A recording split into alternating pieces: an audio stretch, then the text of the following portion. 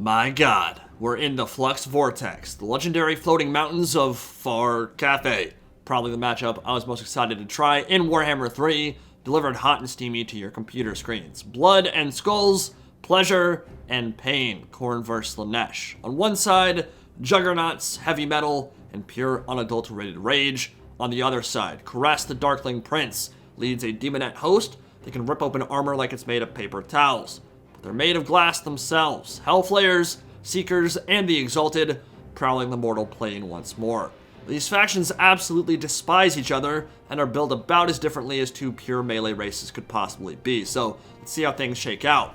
It's a gorgeous view, man. Cathay is real pretty, but it's just a backdrop for the violence about to unfold. I'm playing as the warriors of the Blood God with a healthy, balanced mix of rip and possibly a little bit of terror thrown in there for good measure. Leading the army, we've got a Herald on a Juggernaut, rolling deep with a regiment of Skullcrushers and Bloodcrushers on each flank. Reveling in the slaughter, he'll passively increase leadership and melee attack for nearby allies. Hellblade is useless on him. He's never going to get 80 kills in multiplayer, but Locust of Wrath is the huge benefit you bring him for. Plus 40 melee attack in an AoE is super strong support for whatever units he's riding with. Next to him are the Skullcrushers, my beautiful, lovable magma metal rhinos of death. Super good stat line, and they'll get even scarier with help from the Herald. By the way, ultra unit size is the new default in multiplayer and campaign. What the entire game is balanced around. It's no longer large, so my bad on that, but we weren't told, so I had no reason to think it had changed. We got Bloodcrushers too. They're also monstrous cav, but these ones specialize in hunting infantry, which means they're a huge threat to enemy demonettes. In the front ranks, 3 dual weapon berserkers, which are amazing versus Slaanesh. High weapon strength and bonus versus infantry is a glorious combo, and they'll be supported by Chaos Spawn, which I also really like in this matchup for their unbreakable and ability to smash through unarmored foot troops. In the trees, the Minotaurs of Khorne have 28 bonus versus large, and then we have maybe the most cost-effective unit in the entire roster hiding right behind them. So they'll be used in tandem, and they can do some serious work and have some decent mobility as well. But these Fleshhounds of Khorne are incredible for their price. Really fast, big charge, they can support any fight effectively and are generally just super mean. You're going to be seeing them a lot in multiplayer. I'm not sure there's a matchup they're even bad in. Across the rice fields come the armies of the Dark Prince, led by a demon prince named Caress. Caress these nuts. Got him. He's an armor-sundering and bonus for large behemoth with acquiescence, slicing shards, and phantasmagoria as his spells. Gets up to 75 melee attack versus large targets, but is only available on the Demons of Chaos Undivided roster. Remember that none of the mono gods have demon princes yet. I'm quite sure that will change. Remember, we can't show the Slaanesh race until their embargo drops in a few weeks, but we can play with and against them in the Undivided roster. And across the front ranks come legions of demonettes and exalted demonettes with their soul sent passive, increasing their melee prowess the more units begin to waver and rout nearby. And they get up to almost 60 charge bonus with the devastating flankers, so they're pretty scary. In the back line, we've got Seeker Chariots and Hellflayers making up the Chariot component.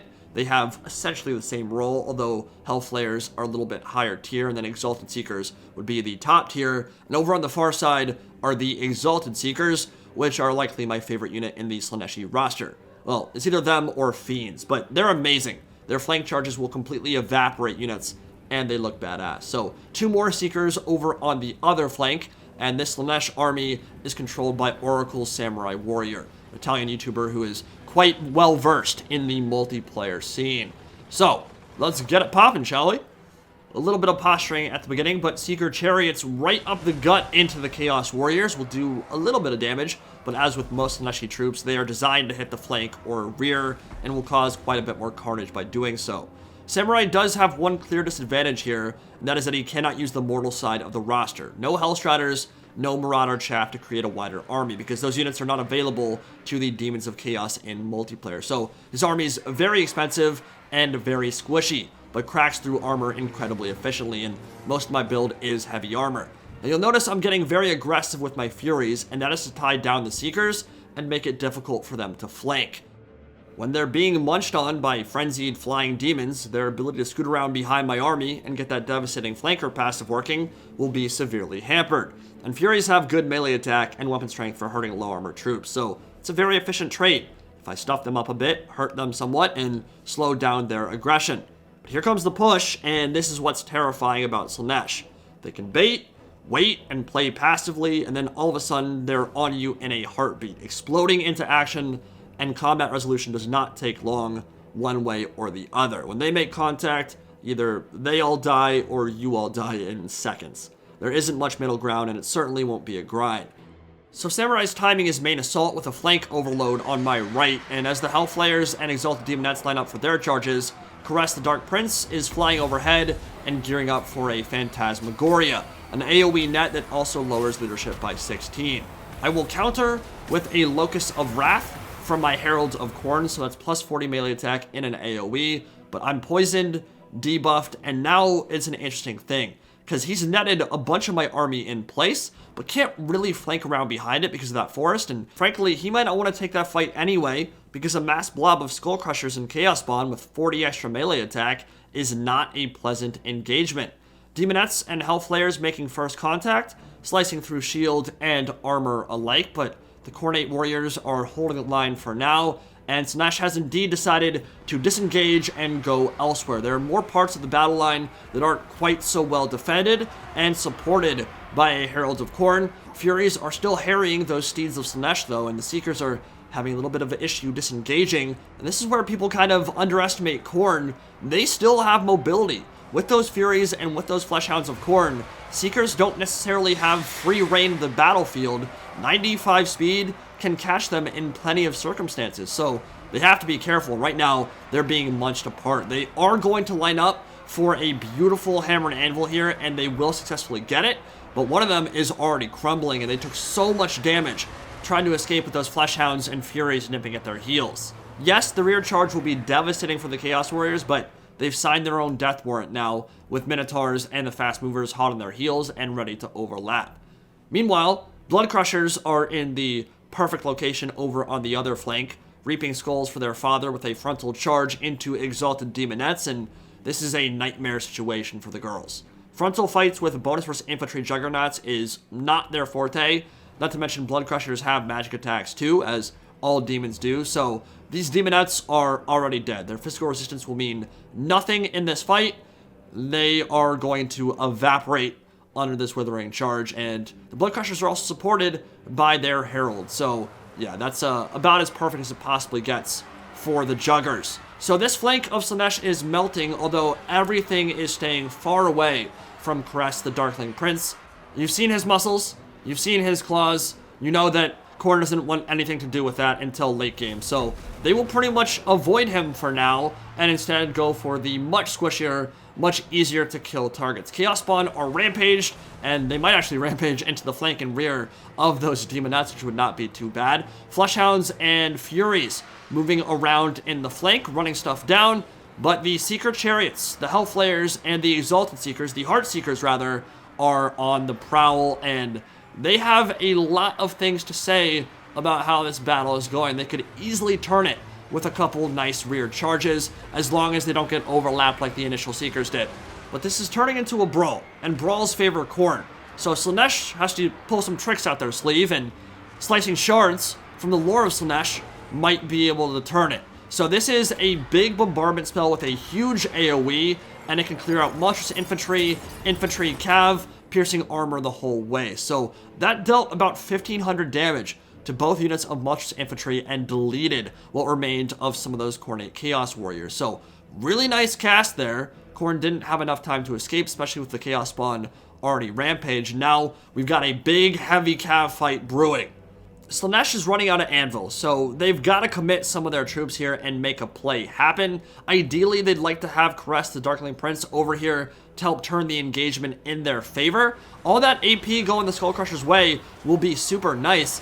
The issue is, they've just popped the Locust of Wrath and the Horn of Khorne. That is plus 64 melee attack. Skullcrushers up to 122 MA, And the Herald of Khorne, 137, 500 weapon strength, 112 charge bonus.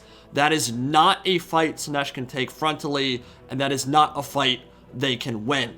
It was a good idea. They have the Skullcrushers surrounded here, but with buffs like that, with Khorne investing so much in keeping their Skullcrushers at a top tier killing potential, there's just no chance for those Heartseekers, and they evaporated pretty much on contact. Dealt a ton of damage back, and those Skullcrushers might die now. In fact, they have routed, with Caress the Daemon Prince landing in and amongst them, but they'll take that trade 10 times out of 10. In fact, we'll see many of their number return after that initial rout has worn off. More Chaos Warriors with dual weapons streaming down the mountainside. Beautiful flank charge down the entire length of their formation from the Seeker Chariots. And Caress is into melee now, and he could do this all day.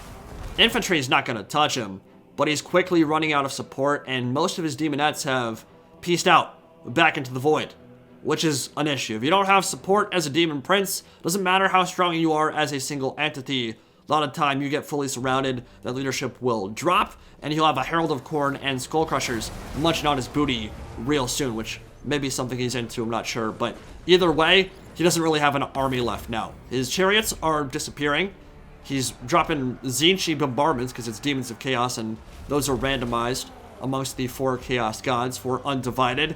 And now the full surround is happening, and yeah, this is pretty much GG. Look how much he influences the balance of power, though. He's the only thing left on the Slaaneshi side, and it still says they have a chance, which they don't at this point. But we can still drink in the sights and sounds of the battlefield, and it really is a gorgeous backdrop for what was a pretty cool battle. The Skullcrushers were exquisite this game. I absolutely love them. The fact that you can get them to, what, 120 plus melee attack with Horn of Khorne, the army ability, and from the Locus of Wrath, that Herald, they just mulched everything that got in their way. And even though the Herald didn't get tons of kills himself, his support was invaluable.